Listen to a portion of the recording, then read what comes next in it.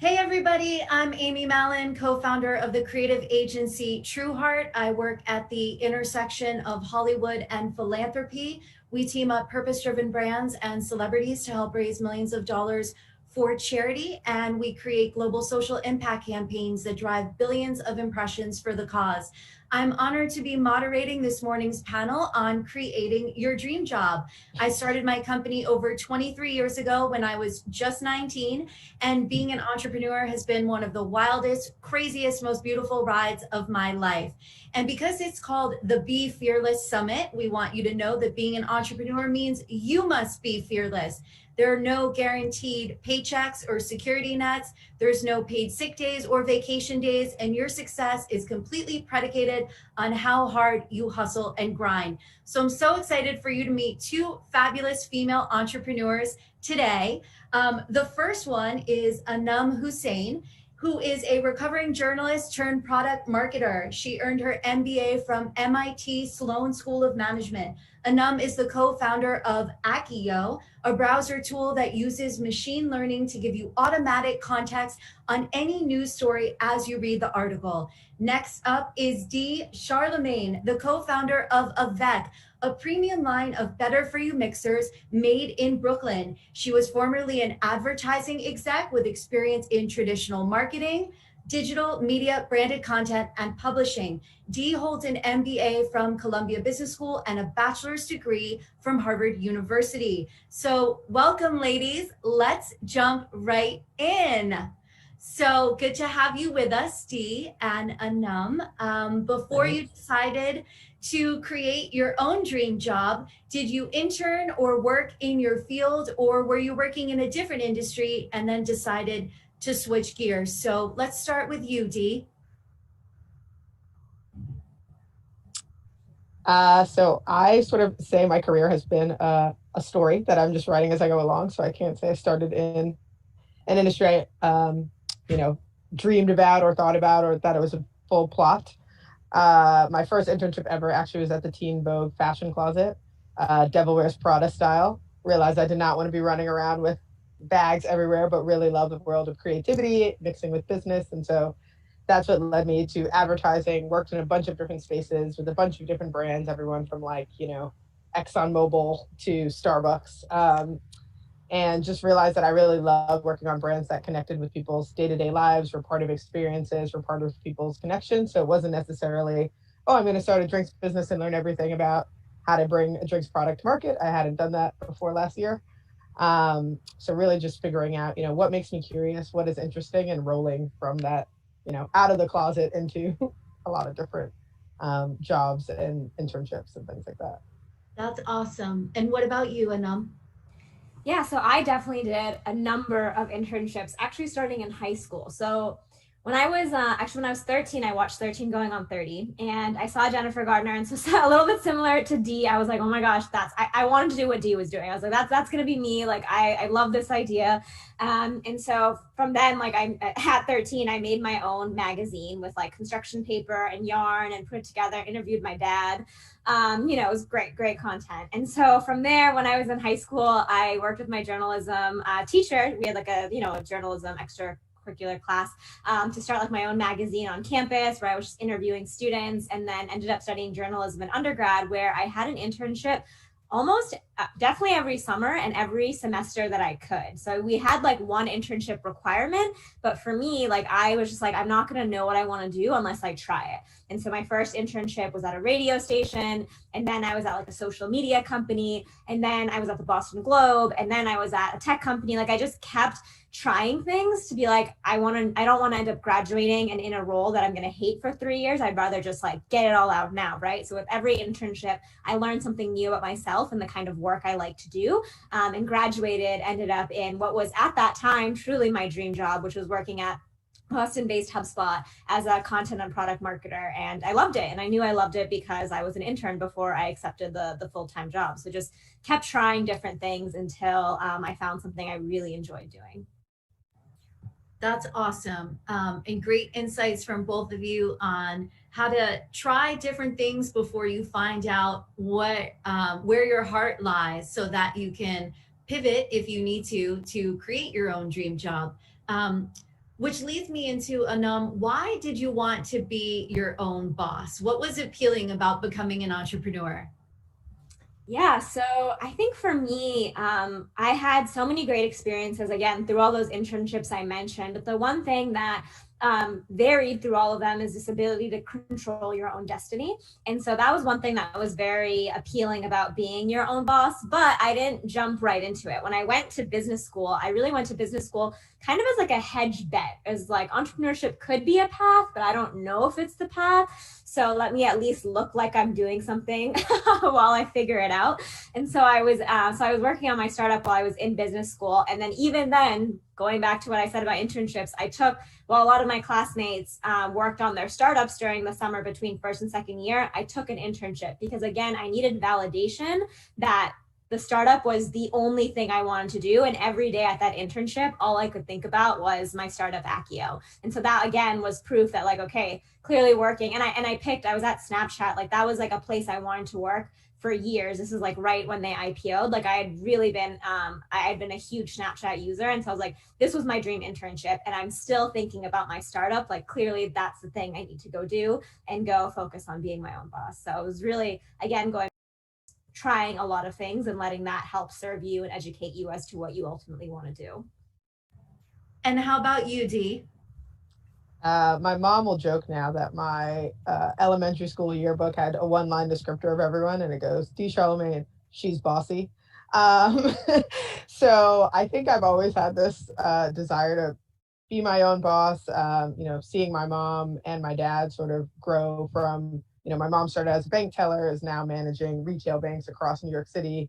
My dad started, in the produce aisle of a grocery store and is now, operations manager for a big construction family business that was started. And so I just have seen my parents, work from, that entry level job up until the point where they're, not necessarily their own boss, but they'd always talked about, I wish I could have been my own boss. I wish, like I had to stay in these structures. My family is immigrants from Jamaica and St. Lucia.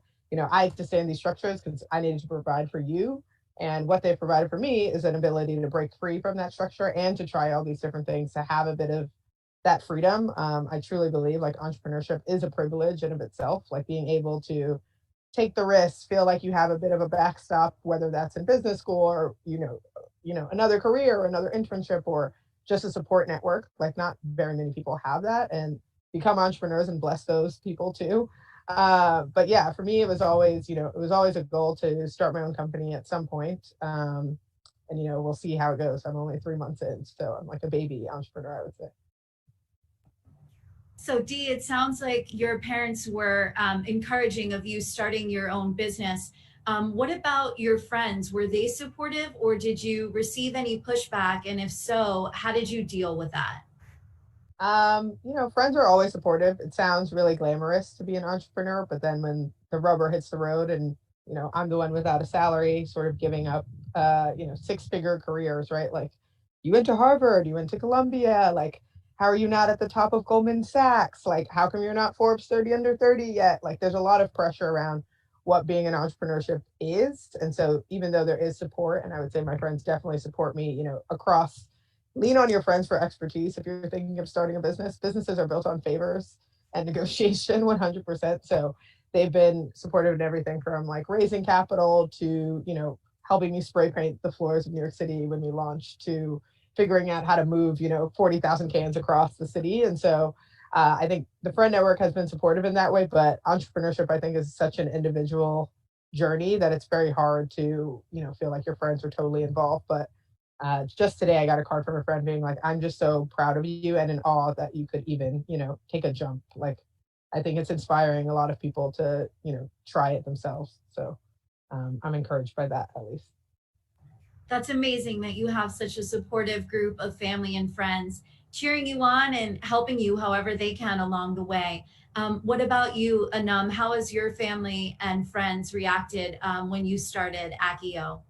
Yeah, so I think like especially if anyone on here comes from I really am any immigrant background like Dee as well, like with a South Asian family, like you have a lot of pressure to go into certain career fields. And I think one thing that our instant reaction is to be like, okay, I have to rebel against what my parents want to do.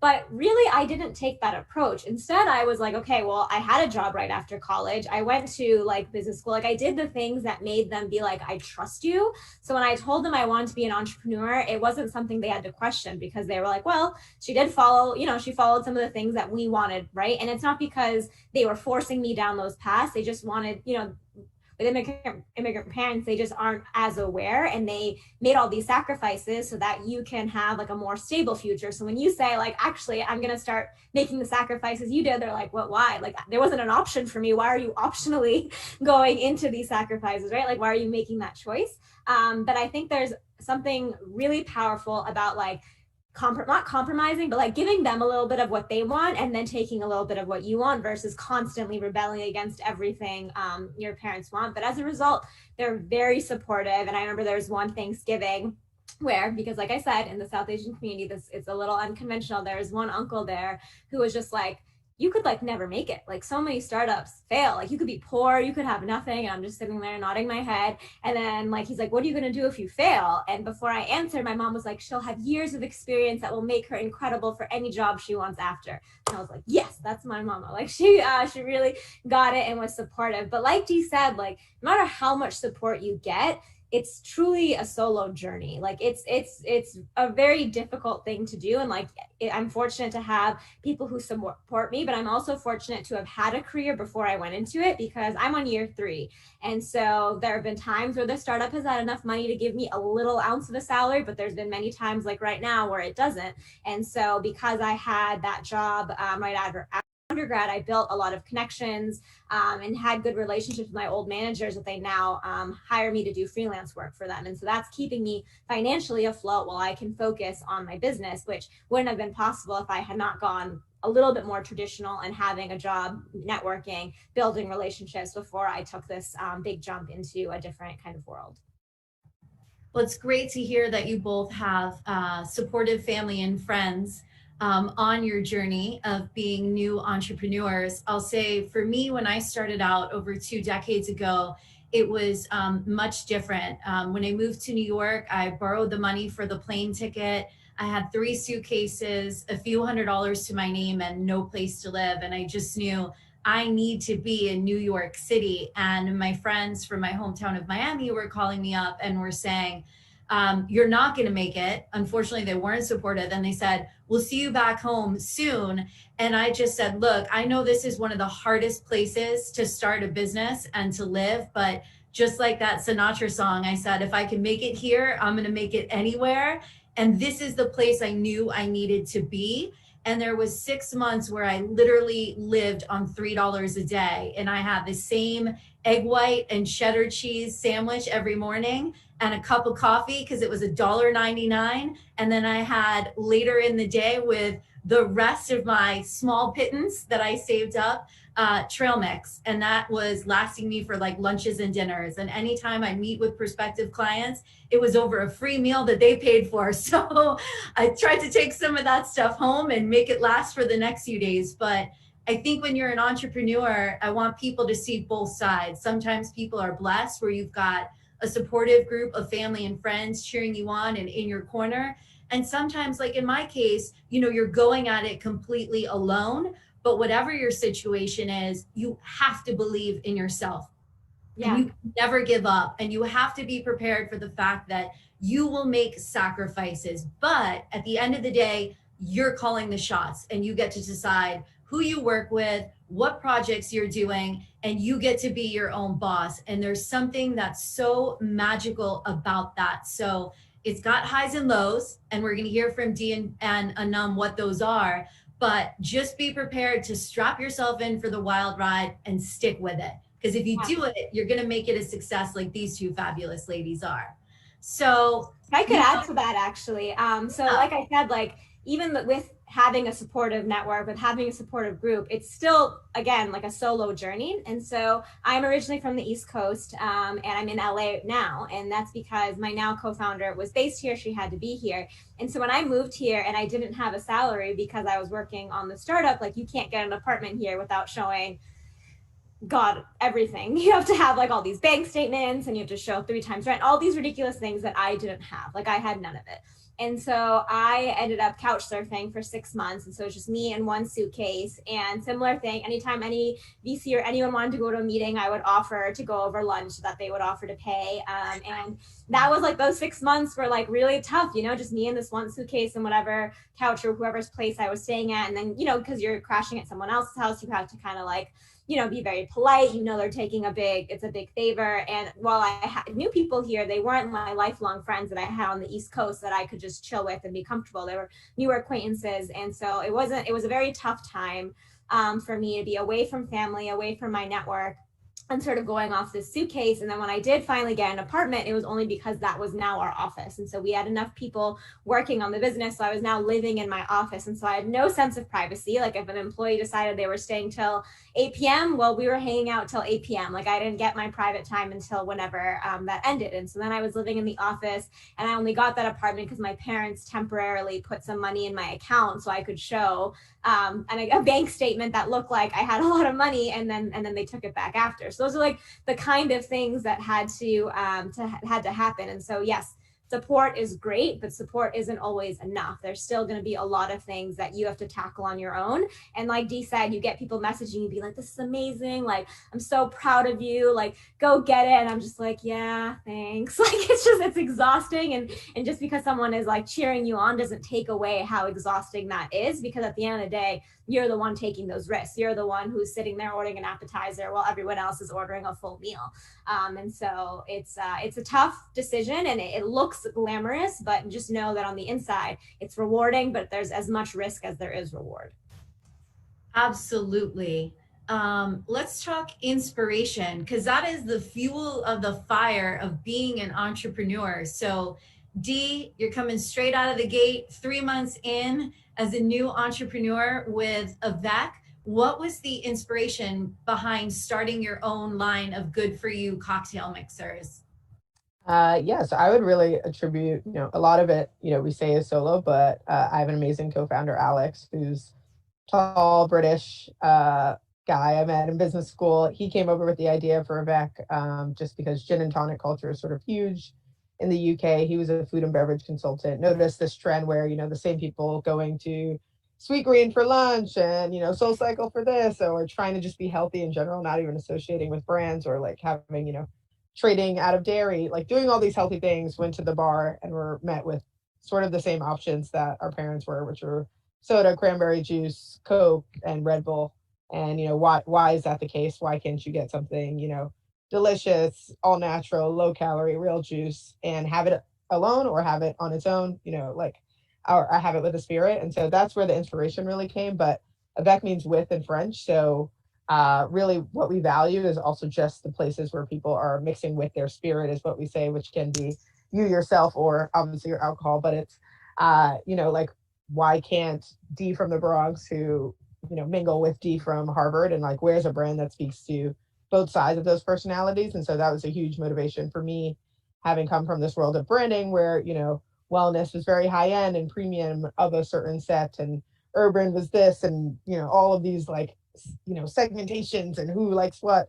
And it's like, why can't we have a world that, people just drink together, have a good time, connect in that way, find different ways to, do new things with different kinds of people and places. And so that was really the inspiration on a high level. And like the day to day, Alex and I often joke, like, if you have a co-founder, we probably like are like this on some days. He's like, it's awesome. This is going to be billions and billions of dollars. And I'm like, oh God, this is going to be terrible. And then it shifts on a different day. And so I feel like constantly, having someone there to like, balance that out. And like, we launched the business during COVID, and it was like, should we even do this? And, the ebbs and flow of that whole journey that we're all going through. But I just find inspiration in like what the brand is doing outside of just a product, and, what we're doing together as a team, and, feeling that energy too. Awesome. Anum, what's your inspiration behind starting Accio? Yeah, so for me, I first started Accio while I was in business school, and it was really like a good amalgamation of all my experiences. I was a journalist and I was a tech marketer, and now I'm in business school, and I wanted a way to bridge those worlds together, where I thought about, I just spent 5 years in tech where I was focused on optimization and delivering the right content to the right person at the right time. We did all these things around personalization, segmentation, and making sure people had a good content experience. And then I thought about my life as a journalist, and I was like, you just blast whatever to whoever. And there's no concept of like, how do we actually make sure that people are understanding the information they're getting, they have context behind it. And so that was like really the beginnings of my journey, was finding a way to actually make sure people aren't just reading the news, but understanding it. And so that's what brought us to our first tool, which is this Chrome extension that as you're reading the news, we give you that context. So you can go back in time and see like, all right, here's what was published a month ago, 2 months ago, 2 years ago, and actually understand the makings of that story versus whatever the reported headline is. So that was the initial inspiration. Inspiration now, it, like Dee says, it ebbs and flows. Like in the beginning, I was just like 100% all the time. And now, things ebb and they flow, and you need to kind of figure out things for yourself that help keep you inspired. So for me, like we have a great advisor, and whenever we talk to him once a month, I leave that call being super inspired. And so like and I have a few friends that I can call on whenever I'm feeling low and I'm like, I'm quitting today. And they're like, no, you're not. I'm like, here's what's going on. And so there are different sources of inspiration that help you keep going. But that was sort of the initial push to start Accio. Well, definitely a very timely business that you've started with the election right around the corner. So I know that it's going to continue to be a big success for you. We have a really engaged audience with some amazing questions.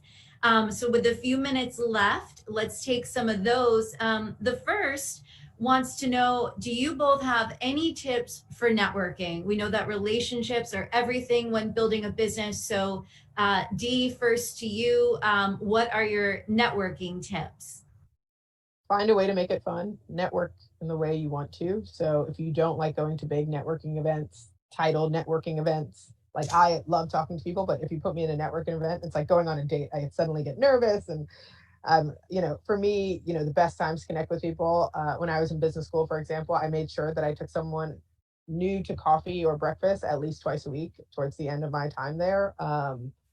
Which I would recommend if you're in college, like just reach out to that person who you see in class who might be interesting, and you never know sort of the connections that are built from that. Like just those one conversations I had with people are coming up again, and reminding people of certain things. And so I would say try and structure it the way you want. If you like getting manicures, if you like whatever you want to do networking, find an activity you enjoy and try and block out a certain day or time to do that.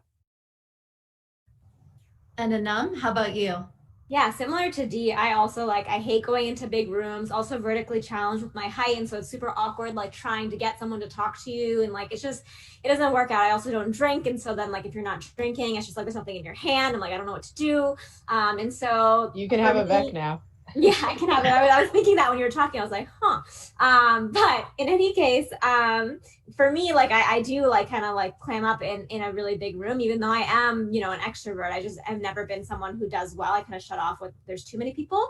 And so I use social media fully to my advantage. If I'm going to an event and I will look through who all the speakers are, who the people attending are, and see is there anyone I want to talk to? If so, I'll send them a message beforehand, because then when you see them in person, it's less hi, my name is Anum, and it's oh, hey, we talked already over Twitter, or I emailed you, and there's a basis for which you're having a conversation. And similarly, if I go to a talk and I hear someone that I think is oh, I really want to connect with this person, instead of standing in that line with 50 other people, I'll find a way to contact them online, be hey, I was at your talk today, I didn't want to interrupt with all the people there, here's why I want to talk to you.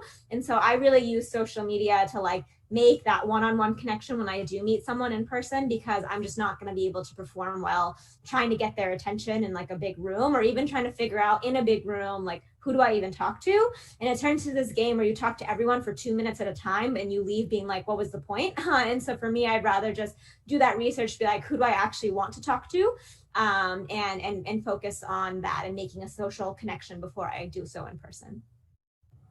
Well, with the 2 minutes that we've got left, let's take one more question from our virtual audience. We have someone who wants to know, because you both had high profile internships in media with the Boston Globe and Teen Vogue. How do you go about securing an internship like that? So, Dee, first to you.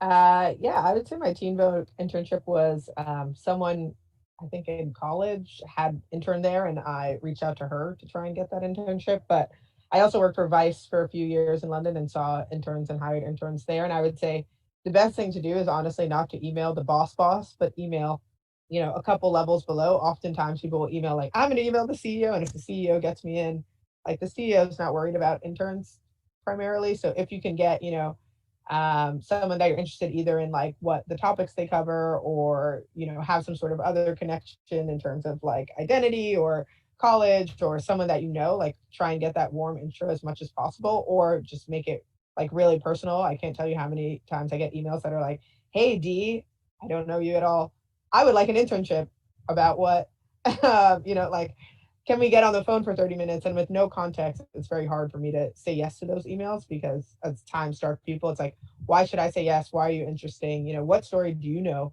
What stories do you want to write? What do you think the gaps are? And like bring, young people, especially like, I'm like, I feel old now. I'm only 30, but I'm turning 31 next week. And I'm like, man, when I was young and cool in media, people would come to me for stories and want to know what's happening. And now that's not the case. So I would say, bring yourself to the table.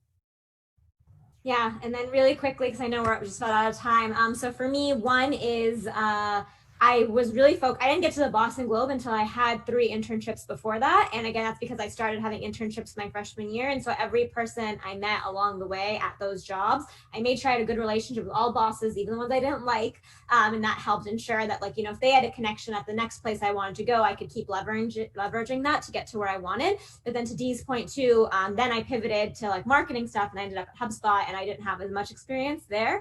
And so I did message people on LinkedIn. I was like, I just applied for this role. These are the reasons why I think I'd be a great fit.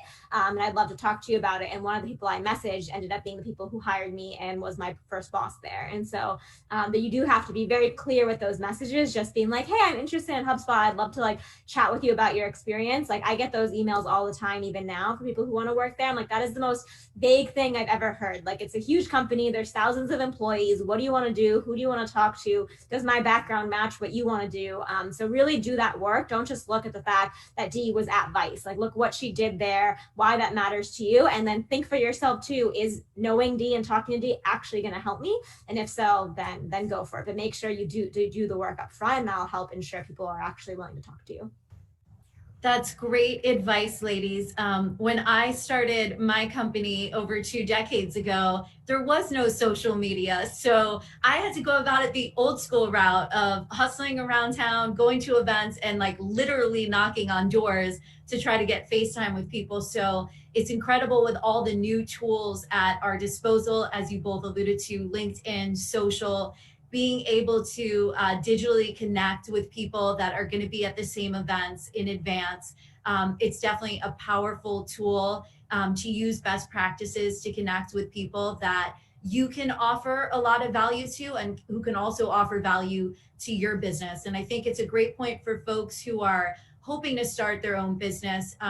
Try not to always think, what can someone do for me, but lead with, what can I do with someone for someone else?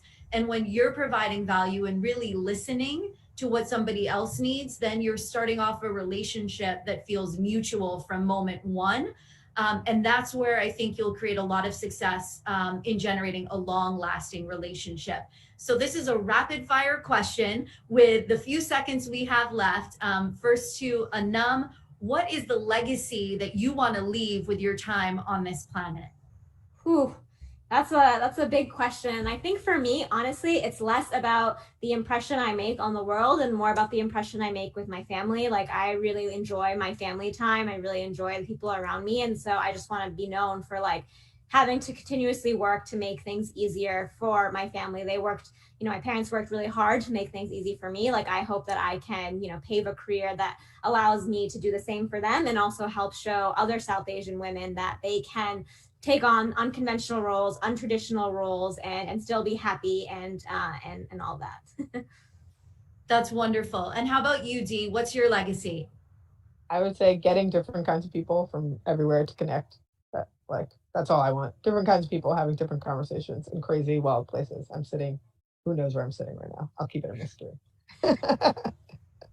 I love the mystery. I'll be trying to solve it all day. Well, thank you, Dee. Thank you, Anum. You both are inspiring, talented, brilliant entrepreneurs. I know you're going to take Avec and Akio to awesome heights of success. And we hope that everyone who tuned in today was inspired by Dee and Anum's stories, and know that if you've got a dream, all you have to do is work hard, put together an action plan, and never give up. That's definitely one of the key ingredients to success. Follow your heart. Don't listen to naysayers and people who are poo-pooing you. Believe in yourself and go for it. And being an entrepreneur is a wild and crazy ride, but boy, is it awesome. So stick with it. It was great to have everyone virtually with us. Thank you, Alexa Curtis and the amazing team at the Be Fearless Summit. And please stay tuned for all the other fabulous panels that are here today, offering more valuable insights and inspiration. So please stand by while we prepare for your next talk.